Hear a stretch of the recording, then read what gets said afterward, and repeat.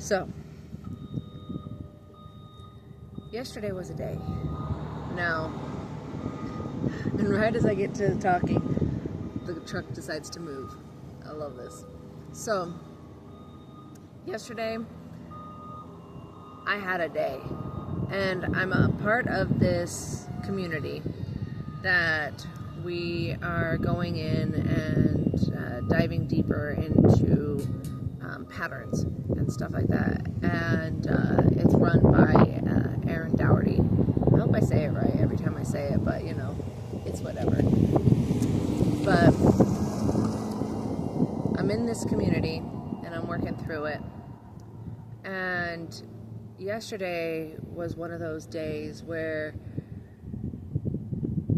I was feeling my feels, but it wasn't like I was stuck in them. It was more along the lines of just observing them. Now, it started out in the way of I didn't recognize it until later on at night. It took me a while. And that's something that I wanted to also bring up in the context of one of the reasons why I struggle with making connections with other people in the aspect of I keep people at a distance is because there's that fear of people seeing how broken I feel. The fact that I struggle with understanding my emotions and what I'm feeling, because it takes me a while sometimes to really to grab a hold of it, to understand it, to really break it down and explain it in a logical way without being stuck in my feels. Also, I cycle through so many different emotions that I feel like I'm too much with all of those emotions. And so, with that whole concept, I was unaware of what the pattern was until the end of the night. So, how it started was I got a ride from a coworker to work, and we talked about how her husband is involved with the finances. And so it brought me back to the memories of my ex-husband and how he would just shut me down anytime we talked about finances. So, I'm grateful. And the thing about it was that I noticed what the feeling was, and it was that whole comparison. And it was about feeling, for lack of a better word, jealousy of that. Nobody likes admitting they feel those feelings because of the fact that people are afraid to say that they feel jealous or that they feel comparison, because then you're going to be seen as a horrible person for feeling those feelings. But we feel them regardless. So avoiding acknowledging that you feel that is you still avoiding a part of you and still not acknowledging a piece of you. And so in a way you're abandoning yourself because of the fact that you aren't acknowledging that you own those feelings, that you have those feelings. So I feel like and in the moment whenever I felt it, I quickly switched it. I quickly flipped it over to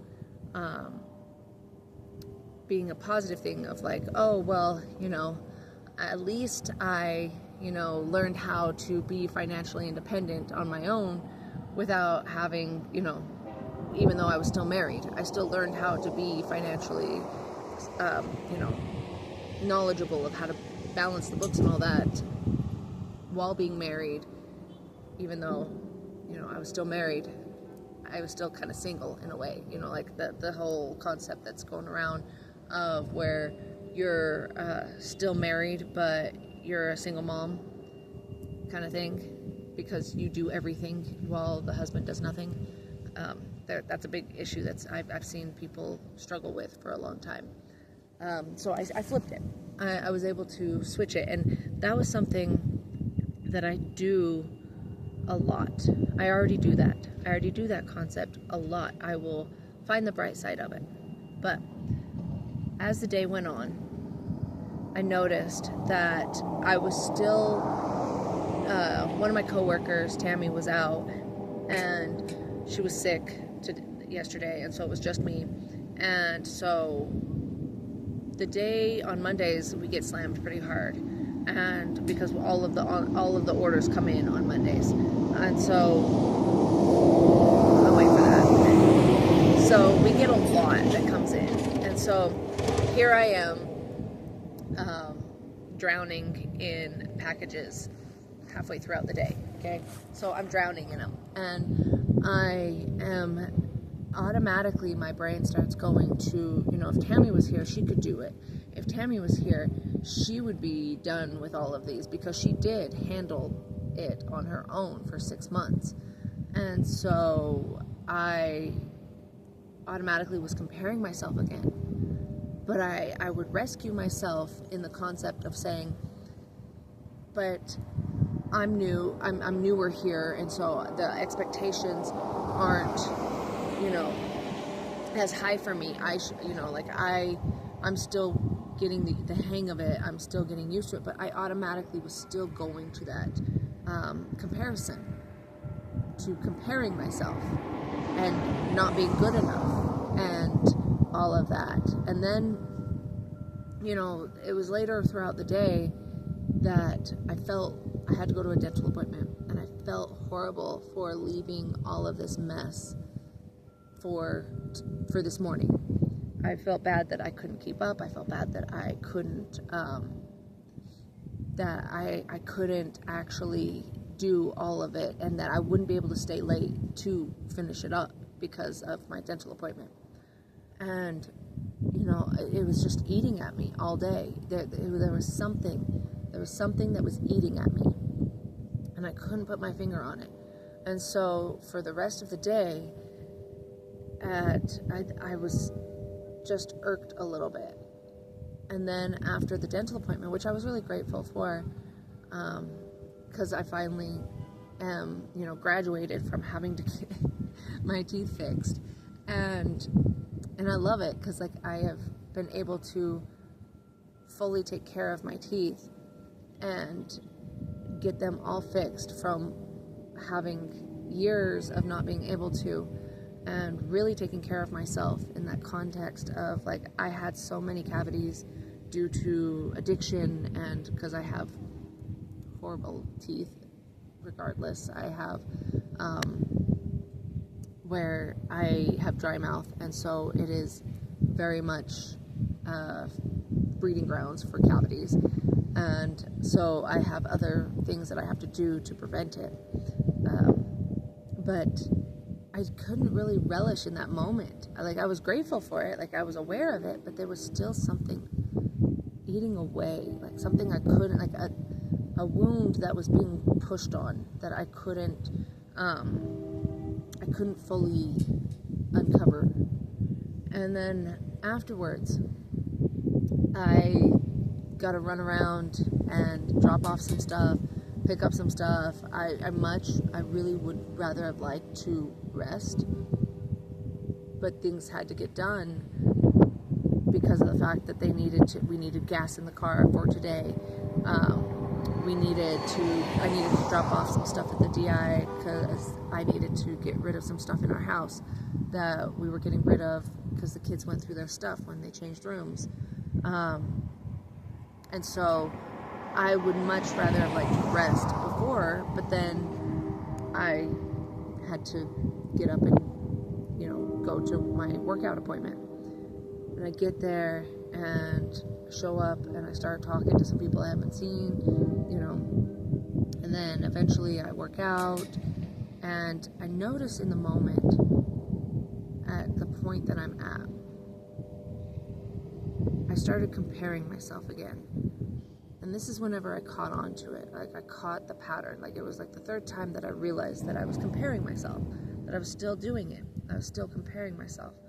And I was comparing myself to the other people, some people how they looked, and some people how they looked, some people that were smaller than me and more fit, some people that were, still at the beginning of their journey and still were just starting or getting, finding their groove, and they were a little bit overweight. And like, I'm looking at this and I'm seeing where I'm at, like in this middle state of where I am not just at the start, but I'm not at the finish. I'm in the middle, and not judging either one, but looking at it and seeing, what am I feeling? Like, and so in that, like, instead of me trying to push it away or change it or, make a positive spin off of it, I just kind of like sat with it. And my son, when I got home, we were talking, and I love how my son is just, he's really good at communication because we've been working on it for so long.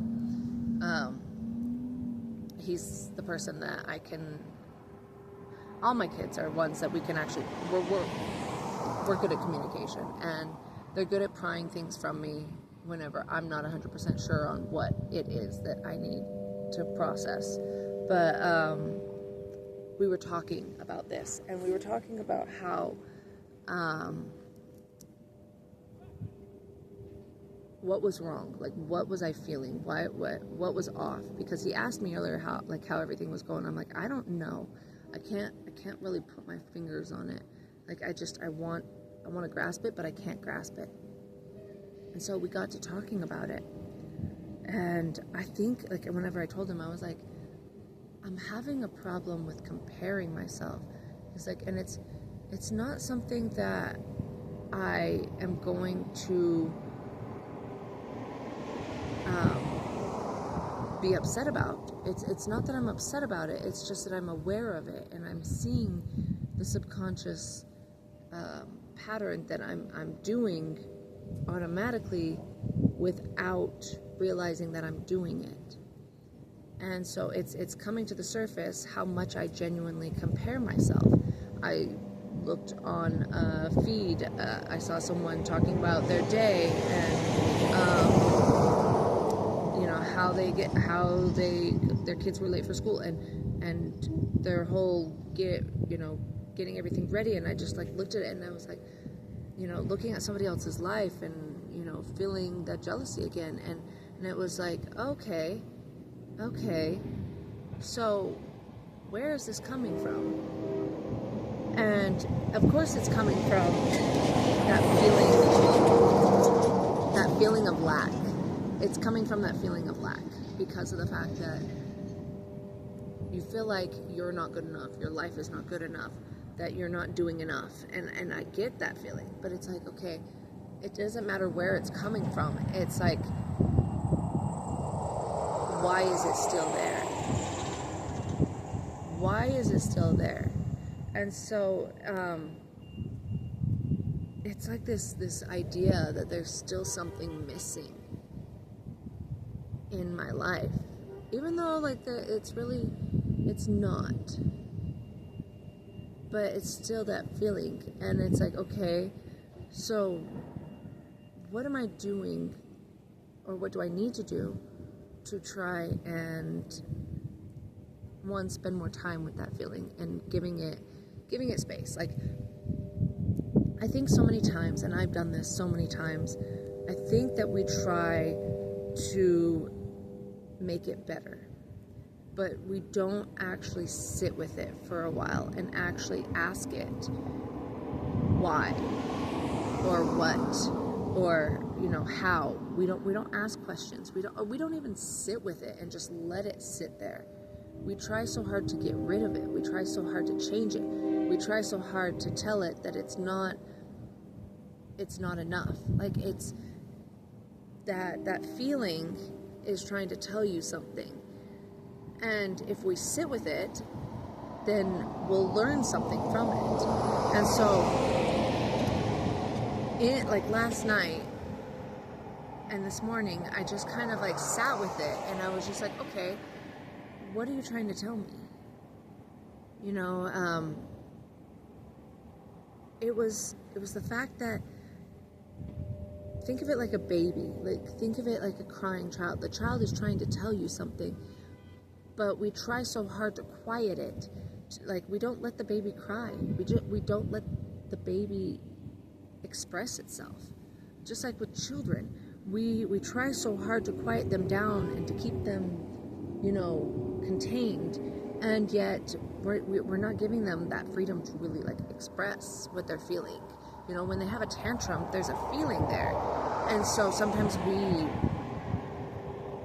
especially us growing up, if you were a family that, if you had a tantrum, you got spanked or you got in trouble for having a tantrum, you had feelings, and they were real feelings. They were valid feelings.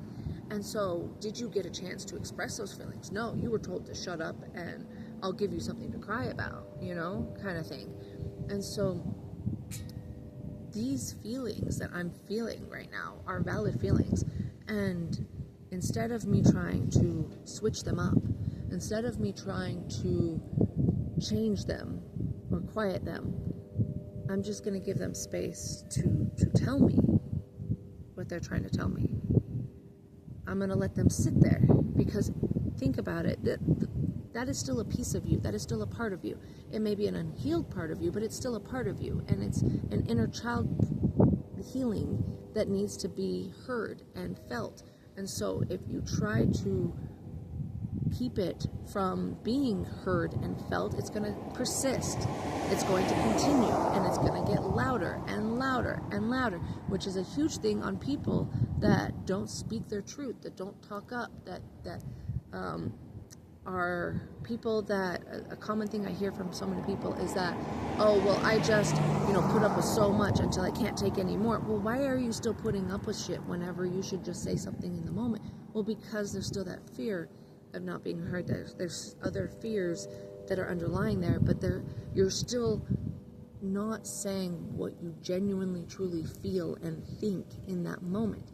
And it's okay if it's not in that moment, because you can come back and you can say it after the moment, because you're still saying it, you're still getting it out. Sometimes it takes you a while to get it out, and that's how I am too. Like, sometimes it takes me a while to figure things out, which goes into the point of it all, was that sometimes we let our pride and our ego and our wanting to be right and, proof that we are, strong, and proof that we are,